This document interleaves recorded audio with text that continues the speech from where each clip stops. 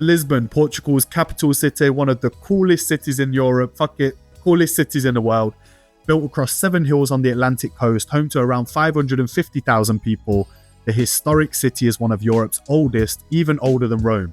Lisbon is famous for its yellow trams, the colourful tile buildings, stunning viewpoints, soulful fado music echoing through the streets, fresh seafood, and its world-famous pastel de nata. From the riverside charm of Belém to the narrow alleyways of Alfama, Lisbon blends old world history with a laid-back modern vibe. One of the sickest cities. I spent like 6 weeks here about a year ago. Loved it, love Portugal, love Portuguese people. Let's get into it. Lisbon.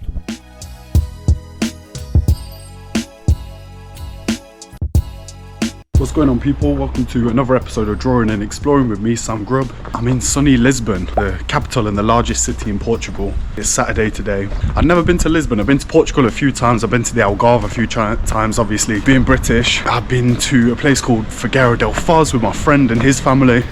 And we nipped over to Porto for a day, but never had the chance to come to Lisbon. It's always been a place that I wanted to visit, so finally we're here. And yeah, been settling in, been eating some good food last couple of days, strolling around trying to get my bearings. Feels like it's a massive city. I've got some facts and figures here for you. It lies in the western portion of the Iberian Peninsula. I feel like peninsula is a good word as well. I like that word, peninsula. There's 567,000 people living in the city, so just over 500,000, and there's almost 3 million in the metropolitan area. The city is 38 miles squared, and the wider metro area is about 1,100 miles squared, so we're talking about a huge sprawling city. Like, first couple of days here is kind of reminding me of Athens a little bit, in the sense that it's just like windy in places, or you come out, there's huge blocks, and I couldn't even put the picture together. I was in Athens for 2 months, and by the end of it, it was like, yeah, cool, I'm kind of connecting where things are, but aside from like certain areas that I was going to a lot, I didn't have a clue. Whereas here, I think it's going to be the same kind of story. Walking around, I'm like, yeah, this is a massive city. When I booked the Airbnb, I know I'm kind of near the centre, but it's still a long way out from the centre. It's the westernmost capital city in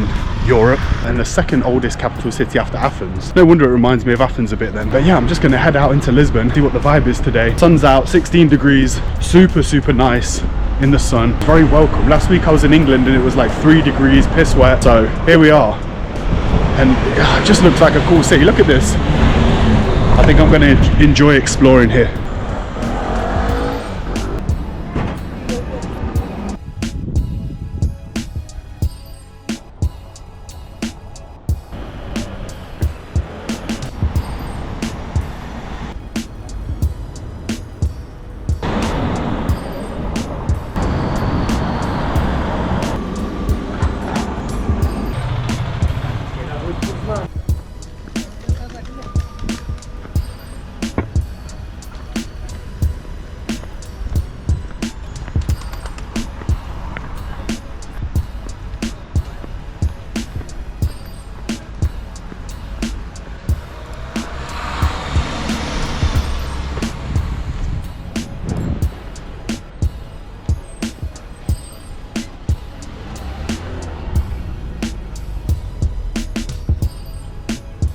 Lisbon's cool, man. I think I'm really going to enjoy it. There's a lot going on, a lot of people outside. Saturday, a lot of people having fun, and I was looking what to do. I was thinking this first weekend, I've got no visitors out, got no work to do, I'm just chilling, so I was like, let me go explore, wonder if there's any fun motives. Turns out that Lisbon Carnival is this weekend. They celebrate it today. They celebrate it on Shrove Tuesday, which is this coming Tuesday, but obviously this is the Saturday before, and apparently it's a big celebration. It's called the Carnival of the Villains, and when I was trying to find out why, they said that a lot of people kind of dress up in this mischievous, like villainous outfits or whatever.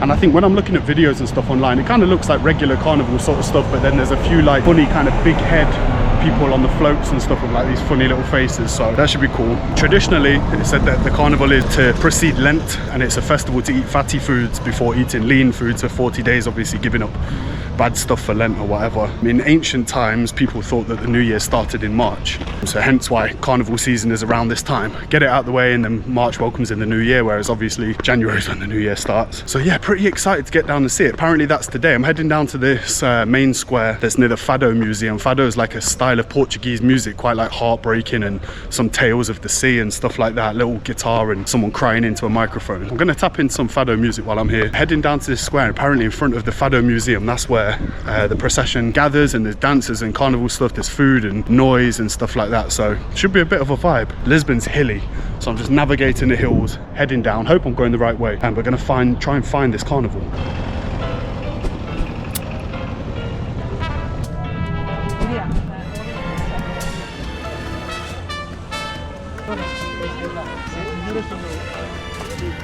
So I just chanced upon this cool market. They sell everything. Like, look at these wooden masks.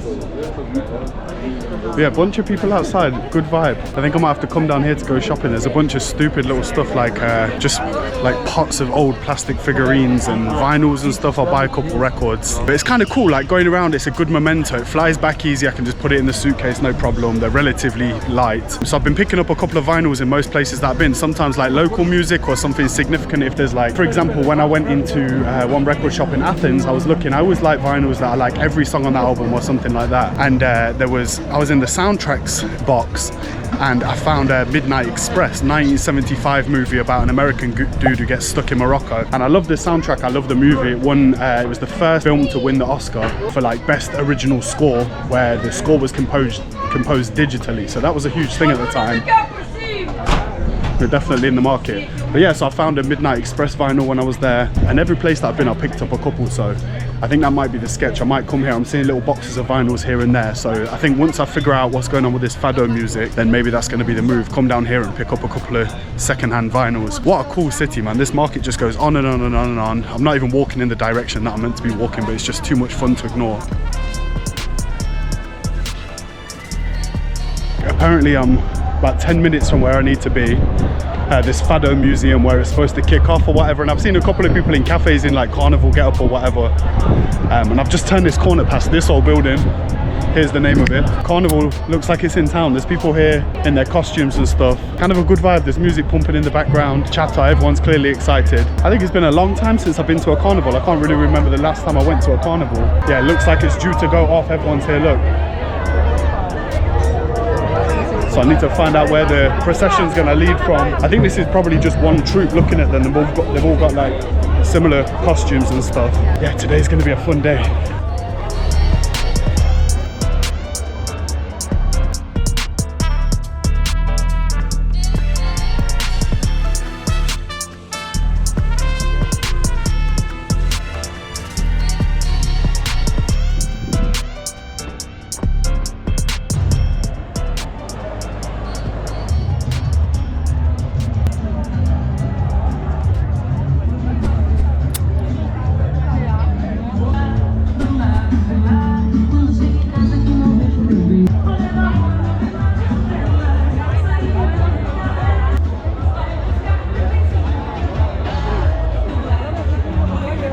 So I found that one procession, looks like a vibe, but I'm thinking I want to get a couple of drinks in, and then all I've had to eat today is 2 bananas, as ever. Breakfast of champions. I'm gonna go try find a little sandwich somewhere. I know there's like a Portuguese pork bocadillo that's a local delicacy, so I'm thinking if I can find one of those, whack that down, get back round the corner, get a drink, chill, enjoy the vibe, see what's happening, then we'll be having a good day.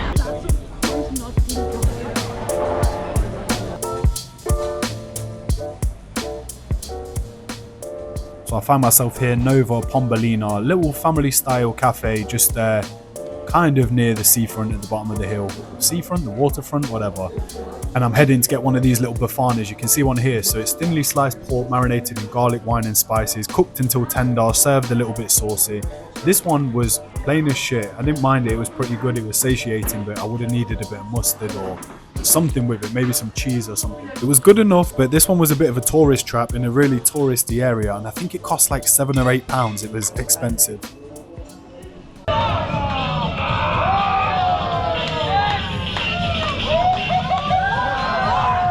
After that perfect light little lunchy bite, what a beautiful little pork sandwich. Maybe in a tourist trap, €9.50, I'm not sure, but it was delicious nonetheless. Now we've got to try find a vibe. There's a few people with carnival makeup and little face masks and stuff knocking around. Yeah, now I've lined my stomach. I think I might go drink, stand in the sun, chill, taking the vibes a little bit.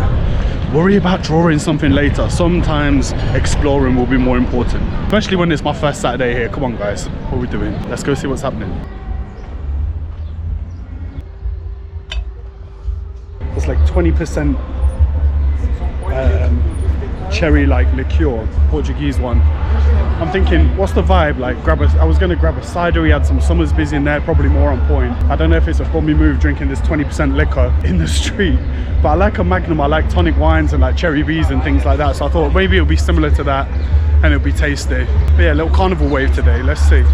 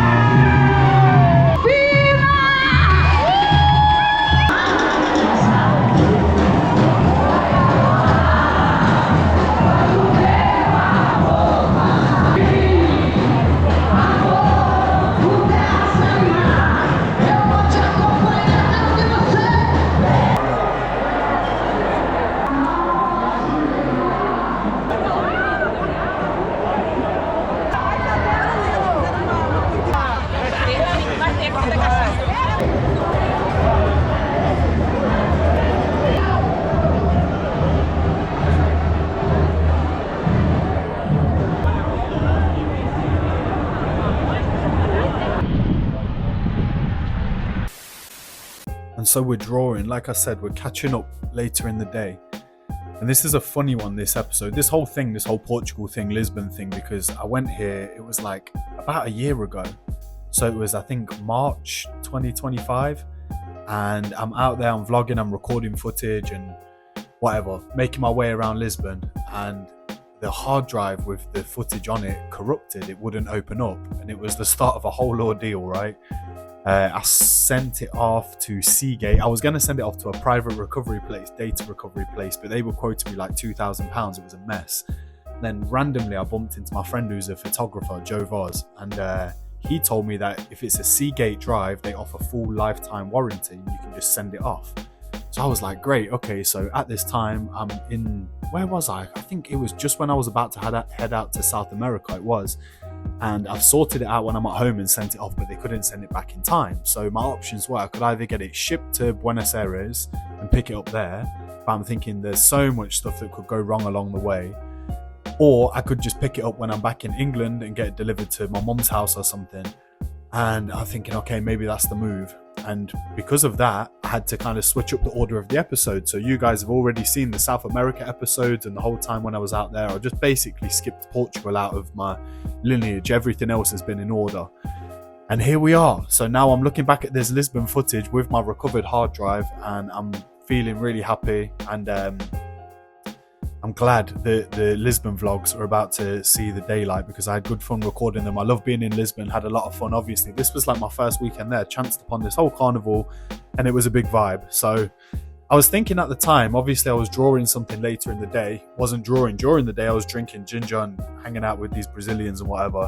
But I'm thinking, okay, I want to draw something and I want to tie it into the episode a little bit more. So I had an idea, even though the poster that I seen was super cool, real illustrative poster. That's probably what sparked the idea. But I thought, let's do a poster for this carnival and maybe like draw some characters, draw some people just like having fun, whatever, partying, dancing, having a good time, pick a color palette and build it out, copy all the same text over from the poster, make it at like A3 size. So maybe in the future I could print a couple, I don't know, put them in the stalls or something like that.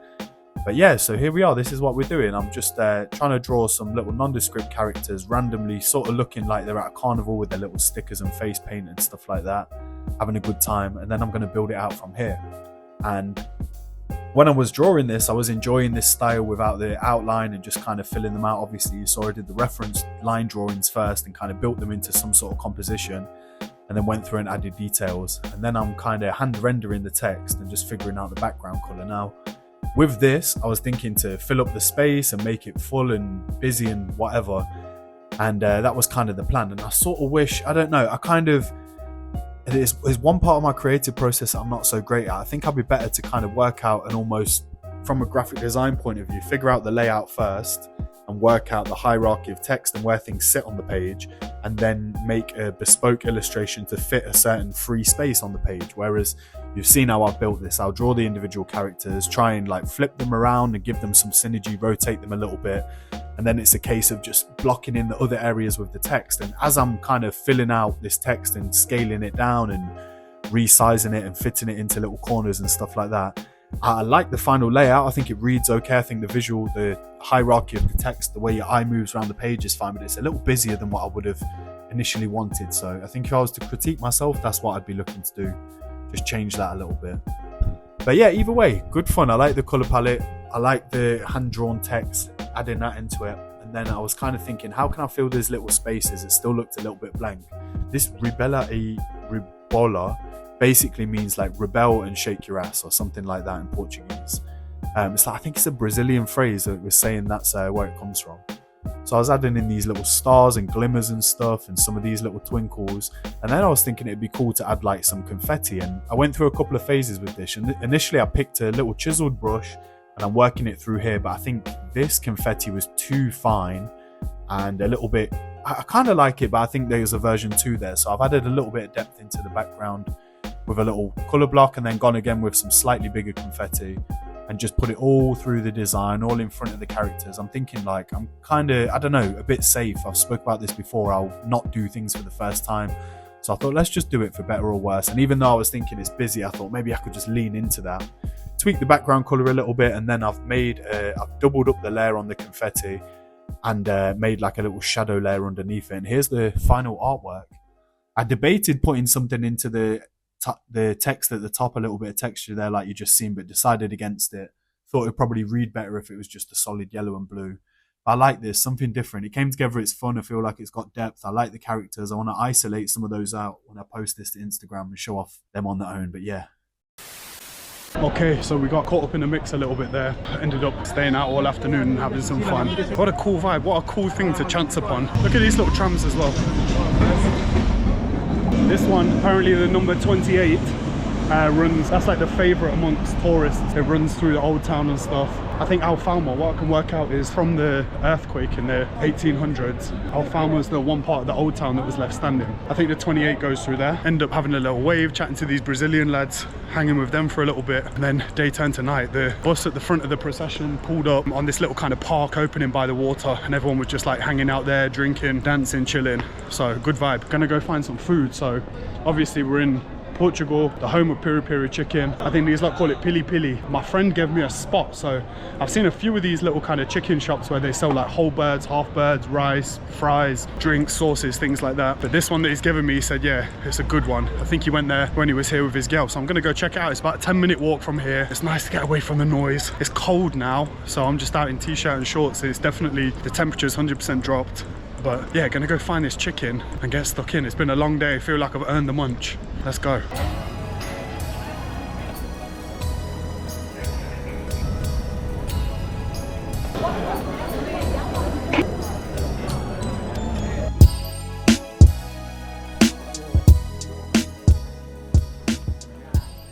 So I get there, it's a big ass queue, kind of debate going elsewhere, end up staying in the queue. Bonjardim, a little spot. My mate knows them trendy places, and I'm guessing this is one of them little hot spots. So I got the half chicken, obviously the chips. And the guy came over, I should have recorded it, made a big show of plating it up, it was dead sweet.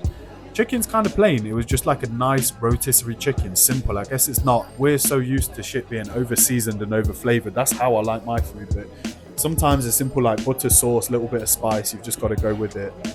Eating the bread, this is their peri oil based kind of sauce, a little bit on the bread. The chicken was super nice though, look at the skin, beautiful, perfectly cooked, soft, delicious, juicy. Working with the little fries as well, I guess they're made fresh in house, done a job on it. We love eating chicken. Look, there's a better look at the peri sauce.